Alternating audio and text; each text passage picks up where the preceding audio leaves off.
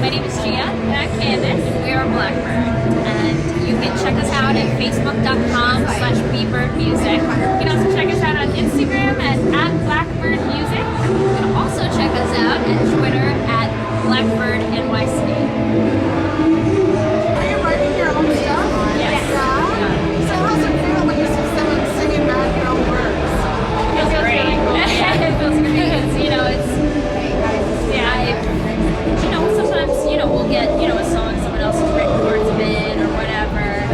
But it's definitely when you know it's the words that you wrote and they're singing to it. Yeah, it's correct. It's just like, oh my God.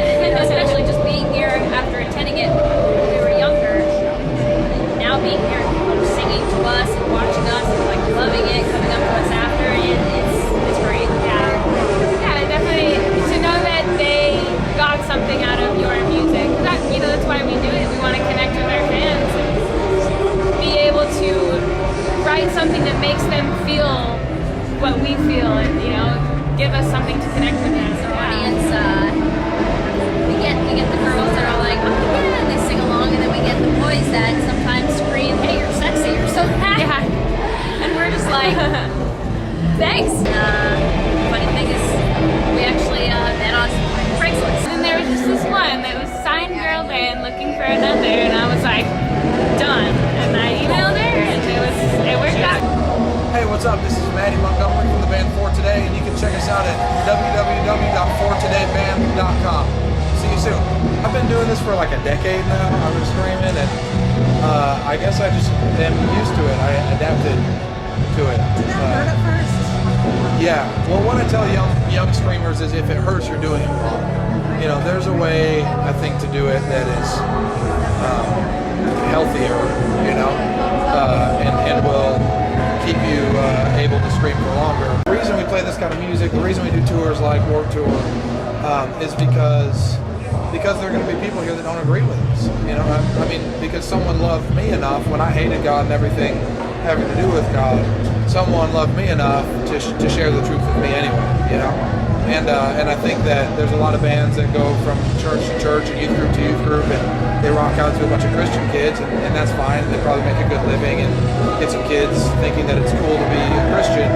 But what we want to do is meet people that have pentagrams and upside down crosses on their shirts and be like, Jesus loves you anyway. Like, in spite of your shirt, you don't freak him out. Like, you're wearing a shirt with an upside down cross, and he actually died on a cross for you. And I feel like the people that need what we have are the people that maybe don't care about our message. And so that's why we preach the message, because maybe someday they will care, and we just want to make sure that they have that resource available. Just the other day, we had a girl come up and she said, hey, I heard what you said on stage, and she held her arm out and she had cuts all the way up her arm. She said, next time you see me, I promise these cuts are going to only be scars. She said, I'm done cutting forever, which is incredible. This song is Fearless. I actually wrote that song because years ago a friend of mine asked me, she said, what do you think is the biggest problem in the world?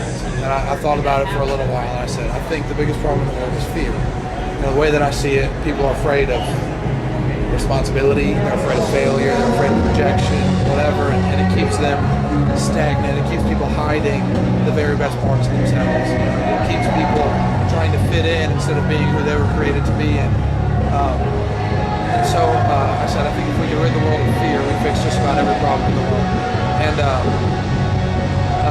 And she said, all right, well then that's what you're called to fight against. And so I sat down and I wrote this song, Fearless, and it starts with everybody in the crowd singing, we will not be afraid.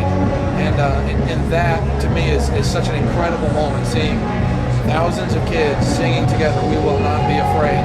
I actually wrote that song intentionally, trying to get the crowd to sing with me, we will not be afraid, to say it with their own mouths, because I think there's power in saying something out loud. So we wrote that song intentionally to get kids to sort of rise above fear and to step into their real calling and their real identity.